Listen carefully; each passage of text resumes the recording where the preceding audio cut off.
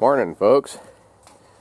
So Cindy's countdown says it's 26 days till official spring on March 19th.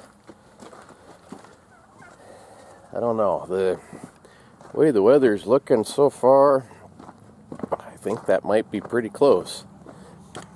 Most of our snow is melted off. It's still a little cold, but not as bad as it could be for this time of year.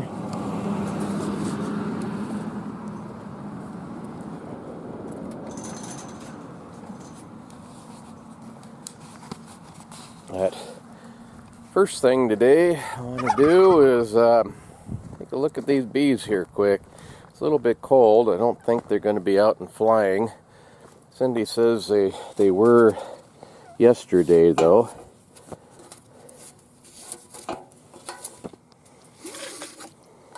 I don't know how well they were flying. Maybe a few of them were out. Now, let's see here.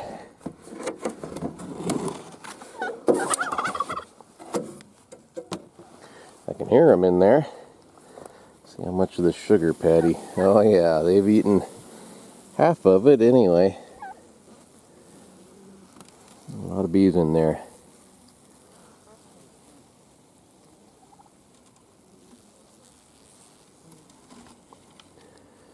So, they're doing good. That moisture's on top of that and not underneath, just the way it should be. Perfect.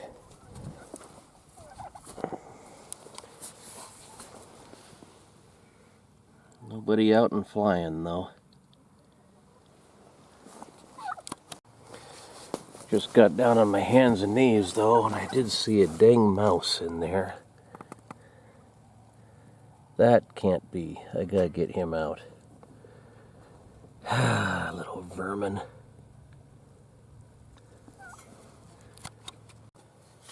Mice cause more problems in more different ways. Whether they're chewing up your stuff or getting after your bees.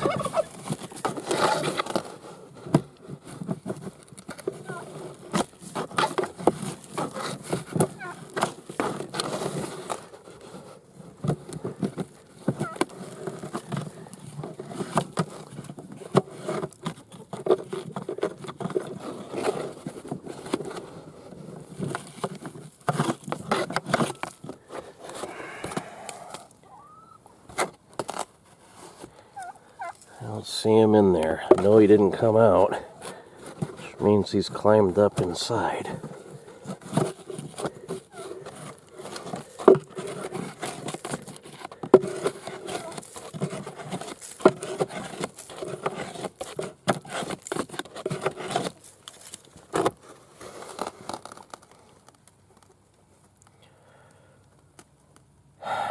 Dang things.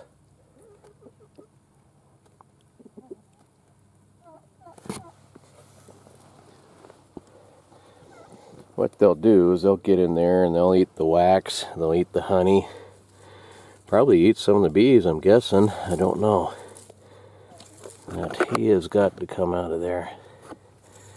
That's what these are supposed to be for. It reduces the size of the opening and supposedly keeps mice out. This one over here, it didn't really fit and he got in. I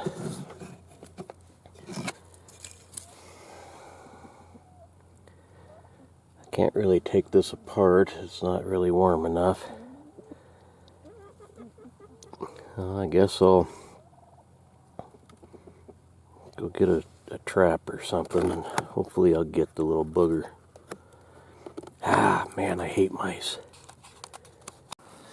I've showed this several times now, but these are brand new mouse traps. I like the kind with the big yellow pans, but it's well worth your time to drill a hole under them. It doesn't take long to do. If you got a decent drill bit, that is. Holy crap. Okay, drill a hole under your pan, and then the peanut butter can go right inside of that hole.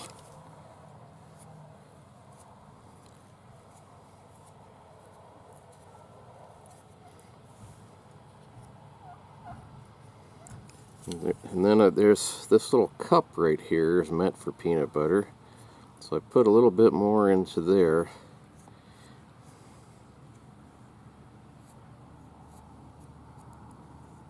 Smear whatever else is on here. But these little holes in the pan, they help too to hold the peanut butter, but they can't get to that one. They gotta fight to get to that one, and then it'll get them. So anyway, fill up the drill holes in the rest of these and go set these out. Maybe I can get that little beehive robber.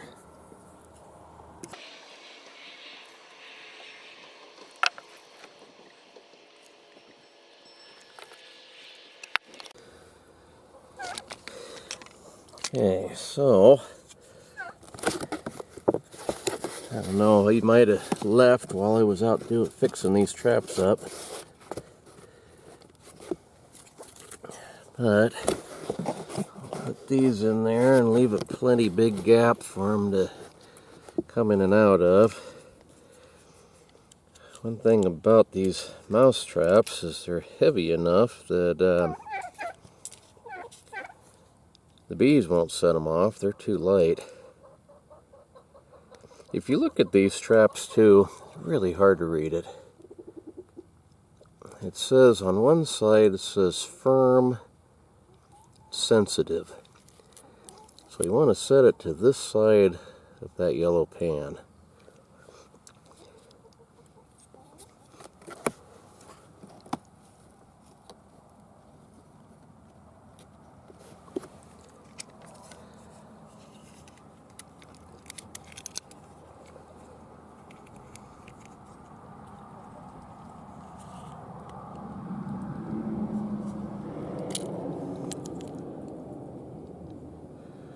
I'm going to put one right square in front of that. If it comes out of there, it's going to get him.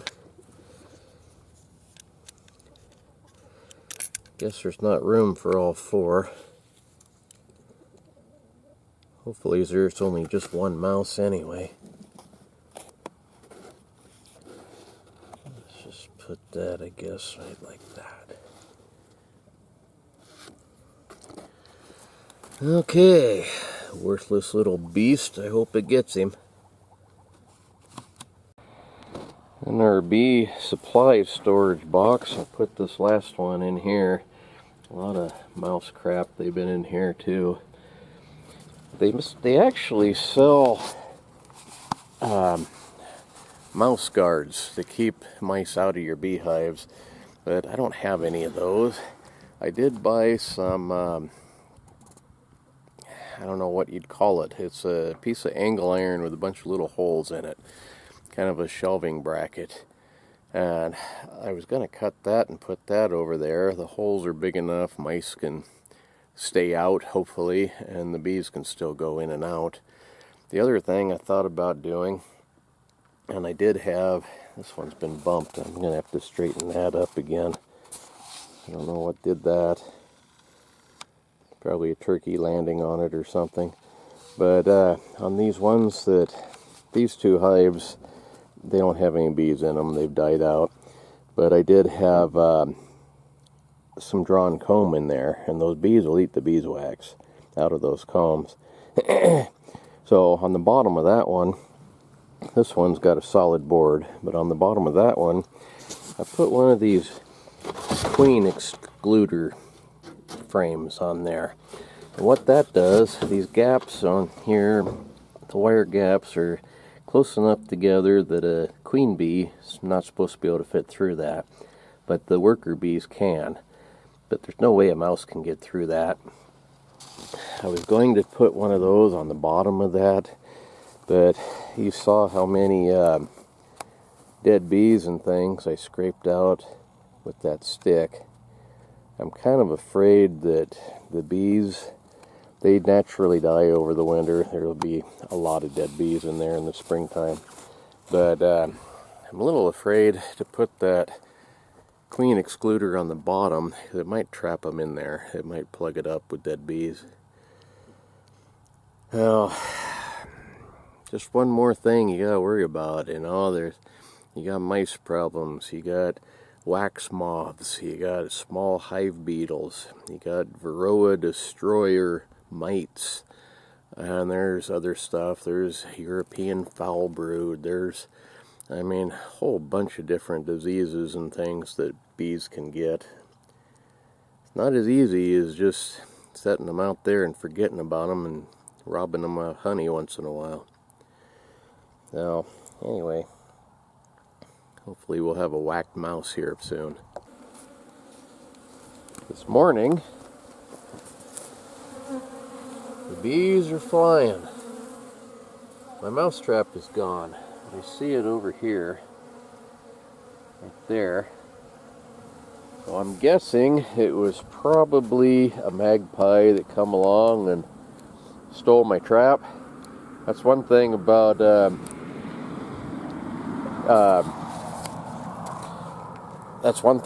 those traps that I have screwed down to that board. They don't run off with them.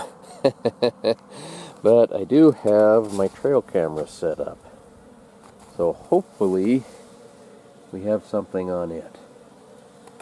Hopefully we got that little bee bandit.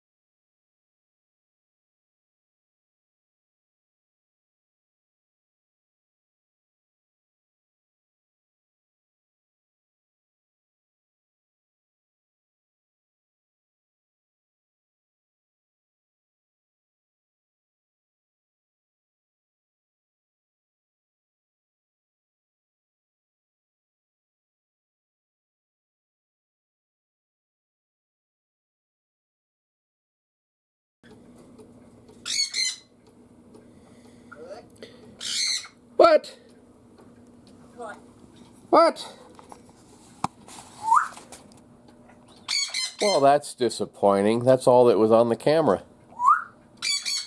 Now, I don't know if I got him or not. I'm betting I did, being that the trap was drug out 4 foot or so and set off, but I don't know. Guess I'll have to set it up again. Damn, that bird is loud. Sorry, folks, for the bird, for the missed mouse. Little mouse marauder, bee bandit. Anyway, thanks for watching and see you next time.